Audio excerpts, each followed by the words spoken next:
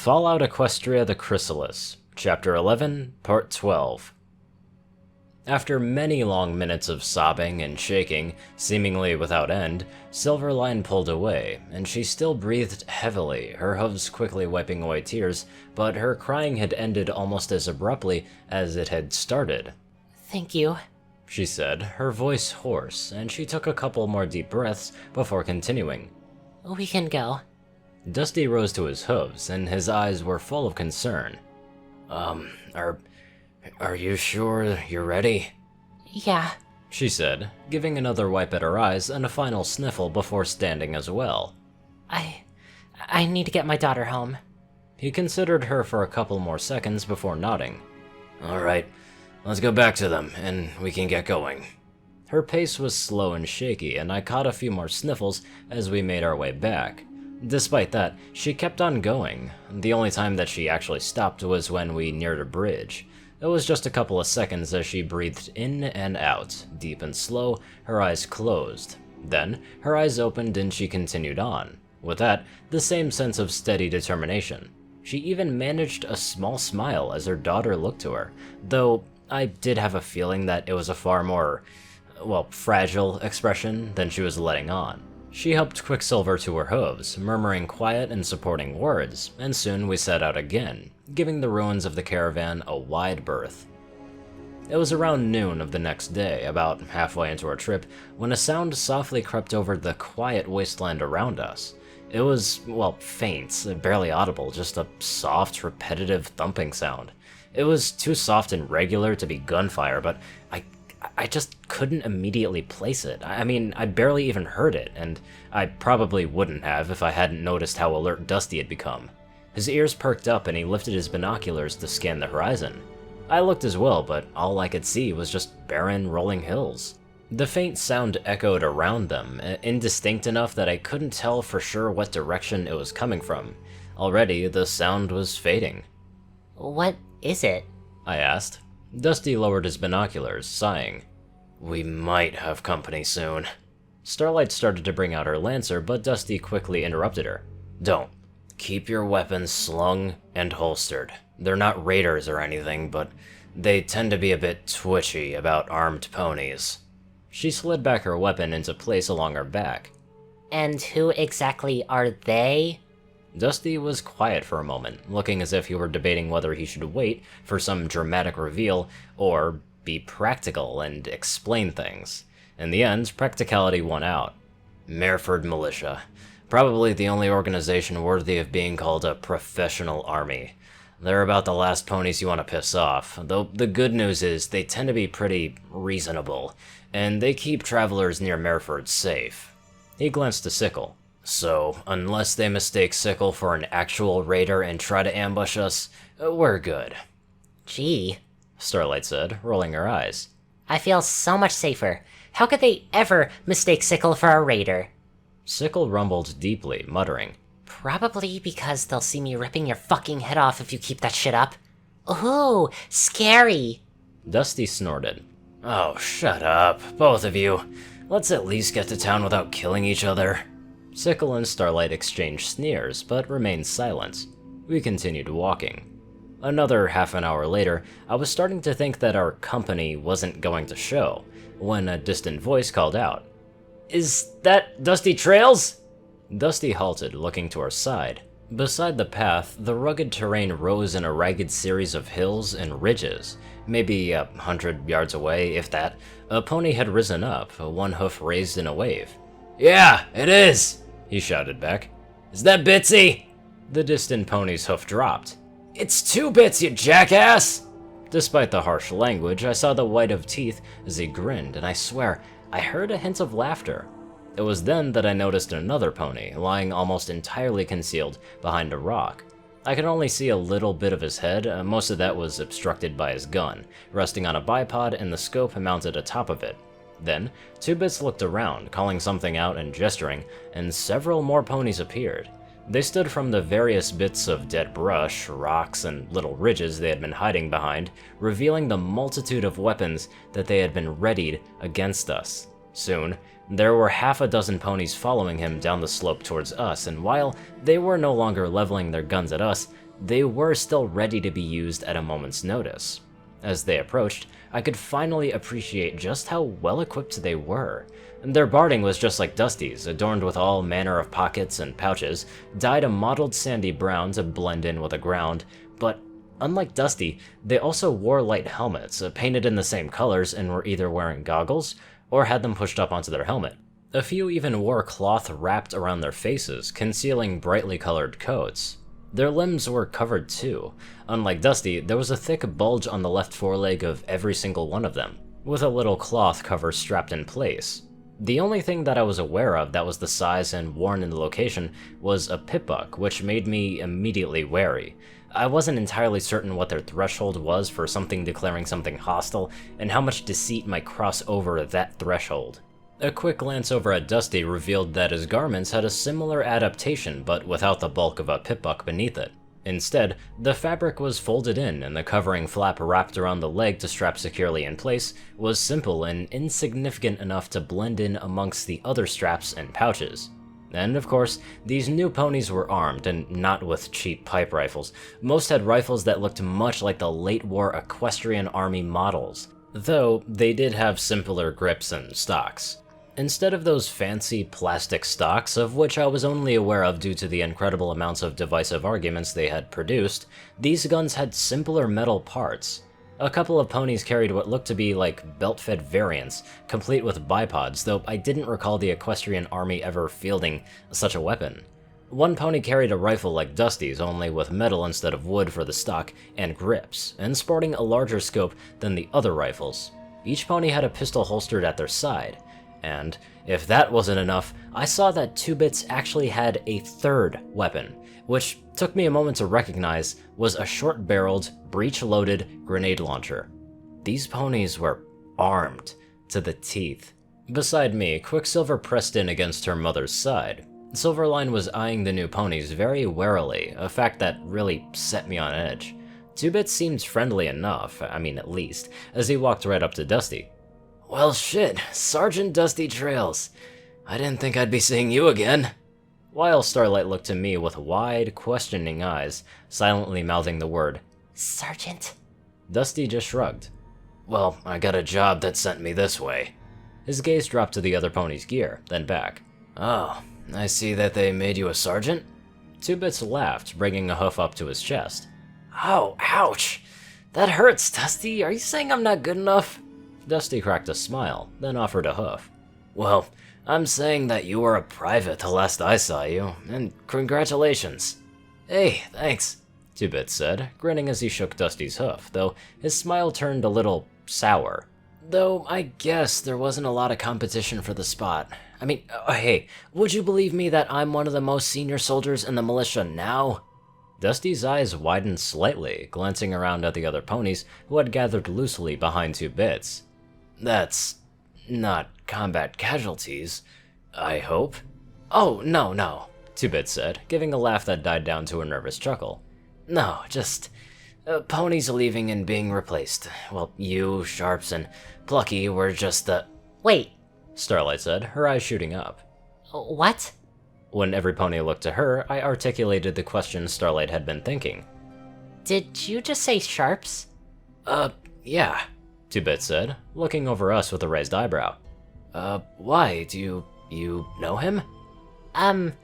Well, I mean, kinda. Starlight said, awkwardly rubbing her one leg against the other. He was in the same caravan that we were in. I added. The one that got wiped out by raiders. Oh. A moment of silence followed. In the middle of it, Dusty's eyes glanced down to my rifle, then back to meet my eyes, subtly cocking an eyebrow. I was naturally nervous about what he might do with the knowledge that I was carrying his deceased colleague's weapon, but I also recognized that he was being very subtle in how he asked. I gave a tiny nod in answer. "Well, shit," Tibbits said, shaking his head. I'm sorry to hear that." He paused, then he gave a faint, weak chuckle. "Well, even if he was kind of an asshole." "Yeah," Dusty said, nodding along.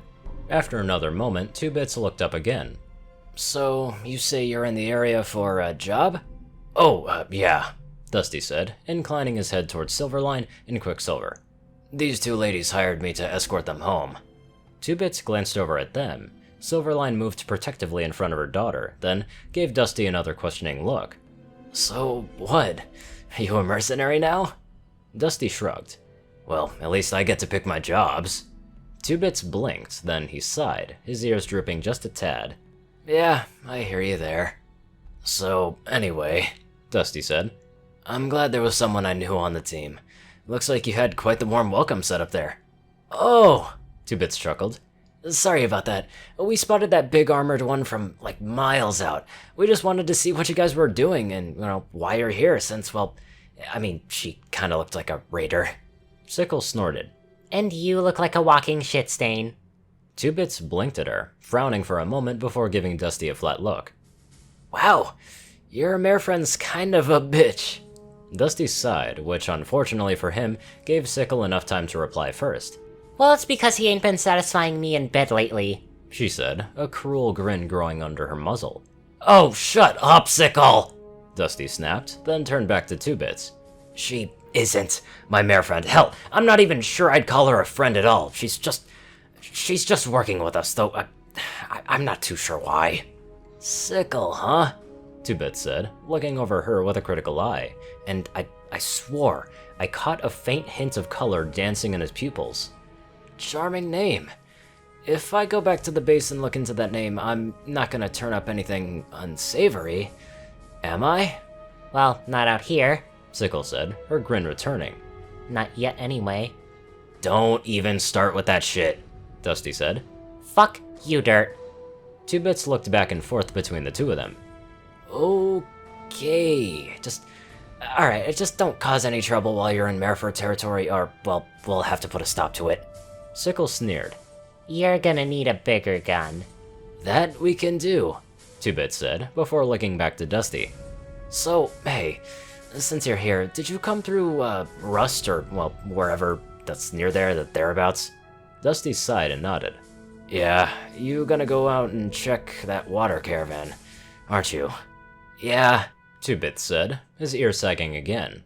So, something bad did happen there, didn't it? Well, yeah, I'm afraid so. Raiders hit it at the water crossing, wrecked the whole caravan. His voice lowered a bit. Killed every pony but, well, these two. Tibbits' attention immediately snapped over to Silverline and Quicksilver, but Dusty brought it back just as quickly. And Bitsy, the mercs that were hired to guard them, they just split up before the raiders even showed. Tibbits' eyes widened, his expression slack. You're shitting me. Well, that's what they told me, he said, inclining his head again. And before you ask, their story, it checks out. I looked over the scene myself. The caravaneers tried to put up a fight, but there were no signs of guards. I mean, they would have at least inflicted some casualties amongst the raiders, and some pony told the raider leader where and when to hit the caravan, and that there wouldn't be any guards. Shit, Tibbits said. His gaze was distant for a moment as he thought. And, alright, do you have any idea where we could find this leader? He's dead, Dusty said. We wiped out his whole gang. Sickle chuckled. Gutchip got gutted. Tibbits was slowly nodding. Well, we need to report this. This is just troubling. His focus returned to the group, and specifically to Silverline. So, you were in the caravan? She nodded, though one of her hooves inched back. Her unease with the situation was rather clear. My commander would like to talk to you then, Tibbits said. We can give you a lift back to Mereford. I mean, it's a lot quicker than walking. She hesitated, glancing back at Dusty. Bitsy's a friend, he said. I trust him. I mean, but still, it's your decision. You hired us after all. She frowned a little. I'm not even paying you for anything. Dusty smiled. Hey, we both agreed to a contract. I mean, it's a bit late for you to be complaining about how much you're paying for our services. She looked at him for a full second before giving a faint snort of amusement and a momentary smile. Finally, she looked back to Tibbits. Thank you, but I think we'll stay with Mr. Trails. You sure? She nodded. Well, okay then, Tibbits said. He He considered them for a moment before turning back to one of the ponies, arraying behind them. Call Vulture for a pickup. He gestured off to the left of us. Just north of the path should be good. The mare he had spoken to nodded, then turned and walked off on 3 legs, while raising the 4th with its cloth-covered bulge to her face. Vulture, ground. Whatever she said was lost behind Tibbits' voice as he spoke to Silverline again. Hey, come by the barracks once you're back in town. Ponies need to know what happened out here. She nodded. Tibbits turned to Dusty. It was good seeing you again, Sarge. We need to get going, though. We should have been out here days ago, but they only cleared us to go searching today, so we need to go check on what you said, then get word back to this home. He gave a lopsided smile. No offense, I believe you, but, well, you know how it goes. None taken, Bitsy, none taken. Dusty reached up, clapping the other pony onto the shoulder. And, hey, keep an eye out. I don't know who those mercenaries were, but if they hear some ponies digging around the caravan, they might try to do something about it. Banger! Dusty blinked, having apparently misheard Tibbits' statement in the same way that I did. Pardon? Banger, he repeated. He was the leader of the Merc team. Don't know if that's his whole name or, well, some sort of nickname or whatever. I mean, I thought you might want to know. Yeah, Dusty said, nodding. Yeah, I do. The sound from before had returned, the distant, barely audible sound steadily growing louder by the second until the rhythmic, repetitive thumping was quite clear. The source was another old-world relic, the one which skimmed to the top of a ridge a few hundred yards away before arcing slowly through the air. I'd rarely seen a whirligig before, and this was one of the big ones, a Griffin Chaser 4, or was it 5? I think? I wish I found myself paying more attention to those aerial oddities. While they had been generally unimpressive compared to the Skywagons, there was something remarkable about seeing that pony-powered contraption flying through the air like a phoenix rising from the destruction of its own world. The whirligig yawed to the side as it slowed, settling neatly into a patch of flat ground to a short distance from the path. As Tibbits' team hustled towards the vehicle to join the ponies already crewing it, he called out one last time. Hey, I'll see you around, Dusty, and look me up when you get into town. I'll buy you a drink. I'll look forward to it, Dusty called back and waved. The ponies piled to the back of the whirligig, and moments later, the vehicle lifted free of the ground, its nose dipping as it accelerated away, back to the way we had come. We watched it silently as the old-world contraption flew away, until Starlight finally broke the growing silence. Okay, spill it. She was staring at Dusty, who frowned. There's nothing to spill. Oh, yeah, sure, Starlight said with a sarcastic roll of her eyes. You are just some part of a special military unit roaming the wasteland with a flying machine and heavy weapons, and now you're out on your own doing small-time jobs? So come on, spill. He sighed, turning to walk down the path, but Starlight kept her right on him. Dusty! Look, he said with his jaw tense. I just wanted to help ponies. That's why I joined the militia. That's why I became a ranger. Like those ponies. Only it started to become less about helping ponies and more about helping a few specific ponies. I didn't like where things were going, so I left. We walked along the sparse trail, trailing behind Starlight and Dusty as the pair talked. Okay, Starlight said, nodding. So, what happened? Dusty's jaw tightened a little more, but after a moment it relaxed and he sighed. Alright. It pretty much all comes down to Big Gun. He's always been an ambitious asshole. Him and his twisted little fucking mare friend, Wild Runner. They got a hold of this old iron shod factory when they were young, and Big Gun used some contacts to get the stuff he needed to get some of the equipment up and running. Long story short, Gun and Runner became the Wasteland's biggest firearm and ammunition producers. I mean, it's not all bad. I mean, it means that the Mereford militia has the best guns and, plenty of ammunition for training. It's why why they get so good at what they do. Rangers probably fire more ammunition in a month than most mercs do in a lifetime, and that's just training. It also brings a lot of business to Mereford. It's made the town the biggest and safest place in the Wasteland, or at least this little part of it. Though, the problem is, it also means that Big Gun has a lot of influence in town. He'd lean on ponies, and they'd usually do what they could to accommodate him. Though the problem really started when he was getting the influence over the militia.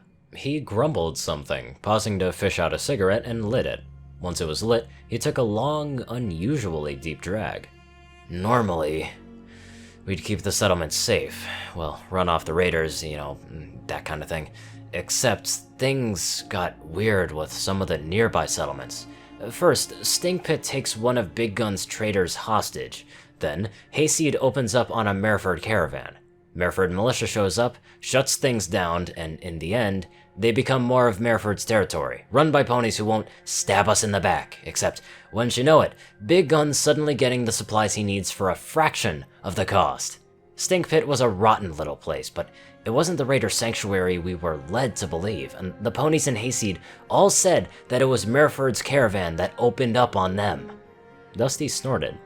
It just didn't sit well with us. There was a lot of grumbling, but most ponies, they just went along with it. Me? I didn't like it. That shit wasn't why I joined up, so I resigned. Starlight mulled over that for a minute as we walked. You don't think the same thing is gonna happen to Rust, do you? Well, Rust is pretty much the metalworking capital of the region, Dusty said. Not to mention, the best nearby source of both steel and drinking water. The water caravan runs almost constantly, and it's probably Mereford's largest single expense. Starlight frowned. Shit. Dusty grunted in agreement, but added, I'm not sure if it's related, but Big Gun and Wild Runner have been involved in some shady stuff before. If they're in charge of Mereford, well, who knows what kind of shit they're getting into now. We continued on, with this new information weighing heavily onto our minds.